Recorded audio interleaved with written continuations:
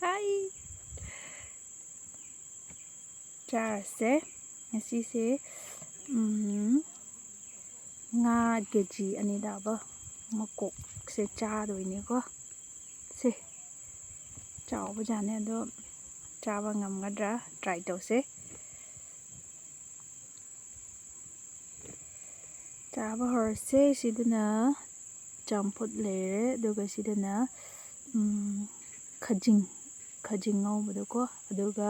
ꯁꯤꯅ ꯃꯅꯥ ꯃꯁꯤꯡ ꯍꯋꯥꯏ ꯃꯇꯣꯟꯒ ꯄꯤꯔꯨꯛꯀ ꯑꯃꯗꯣ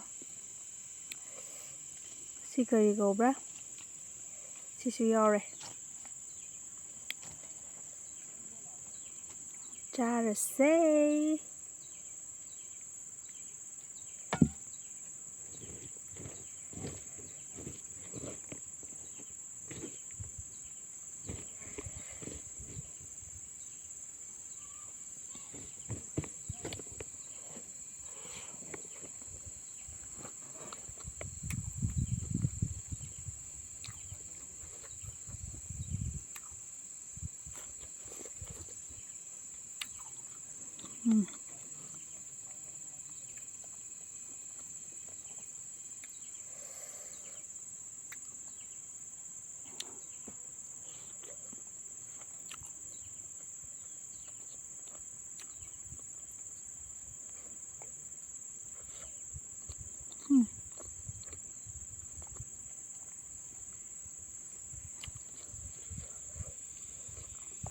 ꯉꯥ ꯆꯥꯕꯩꯁꯦꯀꯣ ꯃꯔꯨ ꯌꯥꯝꯃꯟꯗꯅ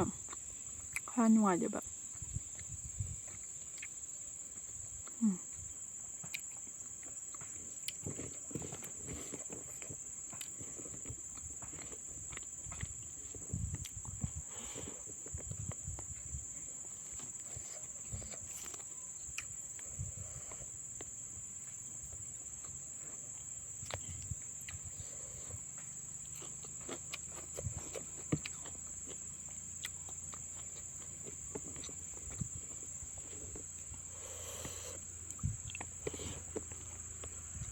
ꯃꯣꯔꯣꯛ ꯌꯥꯝ ꯁꯥꯏ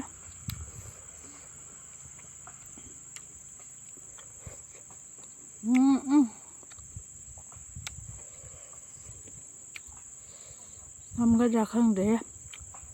ꯆꯥꯎꯃꯜꯂꯦ ꯑꯁꯦꯡꯕꯒꯤ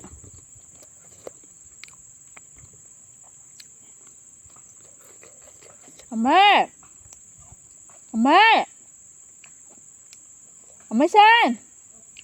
iliterasi mami nom lai hoga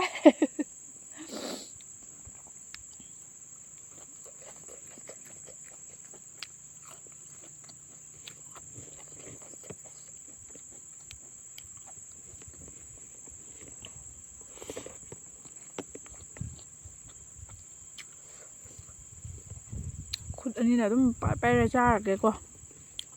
ꯆꯥꯎꯃꯜꯂꯦ ꯃꯔꯨꯁꯨ ꯌꯥꯝ ꯌꯥꯎꯕꯅꯤꯅ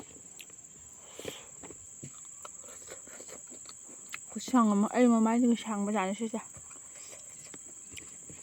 ꯈꯨꯍꯥꯎꯗꯣ ꯂꯩꯇꯦ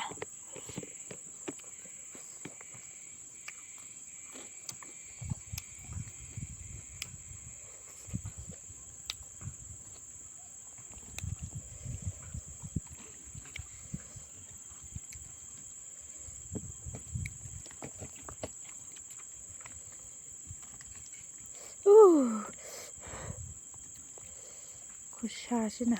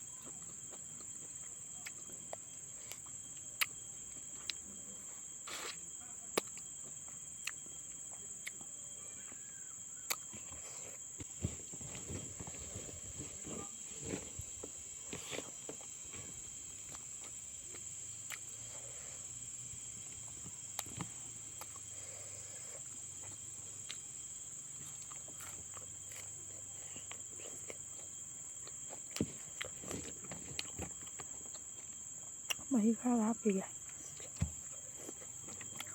ꯍꯥꯎꯋꯦ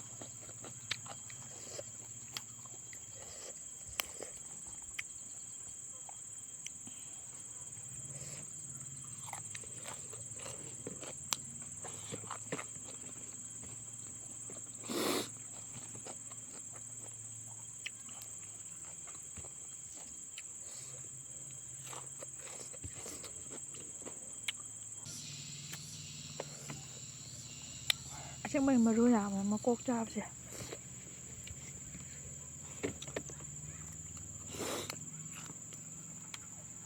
ꯉꯥꯕꯨꯗꯤ ꯃꯍꯧꯁꯥꯅꯤꯅꯀꯣ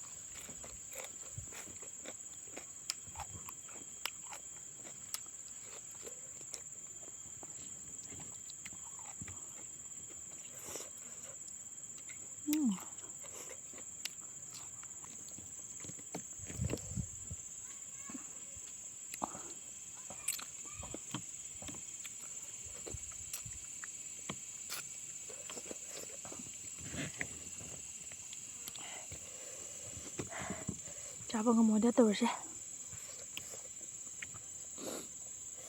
ꯆꯥꯎꯃꯜꯂꯦꯕ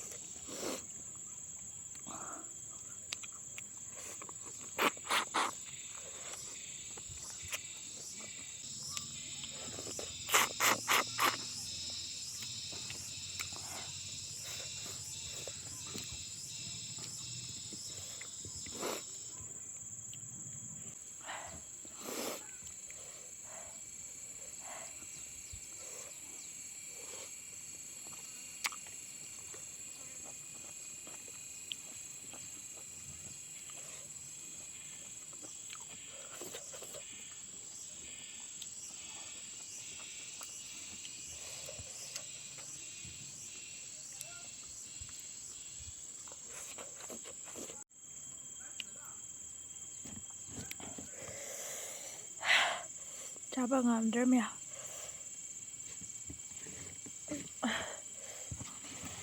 ꯂꯦꯝꯃꯦ ꯑꯩꯒꯤꯁꯦ ꯑꯁꯤꯁꯨ ꯆꯥꯕꯗꯨ ꯒ꯭ꯌꯥꯟ ꯇꯥꯗꯦ ꯌꯦꯡꯉꯣ ꯌꯥꯝꯃꯟꯕꯩ ꯆꯥꯕ ꯉꯝꯗꯦꯕ ꯑꯗꯣ ꯚꯤꯗꯤꯑꯣꯁꯦ ꯑꯁꯤꯗ ꯂꯣꯏꯁꯜꯂꯁꯦ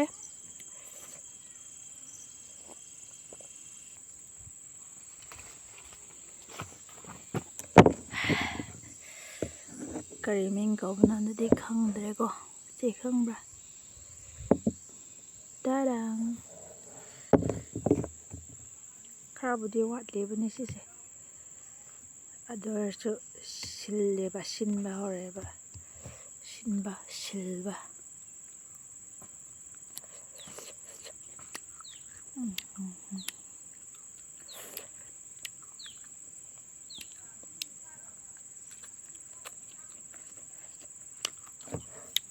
음.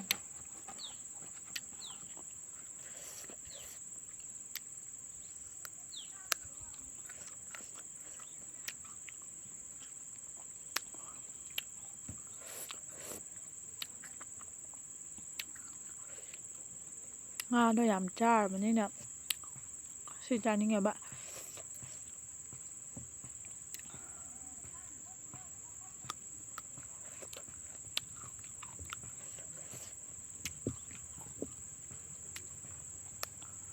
ꯚꯤꯗꯤꯑꯣꯁꯦ ꯂꯣꯏꯁꯤꯜꯂꯒꯦꯀꯣ ꯕꯥꯏ ꯕꯥꯏ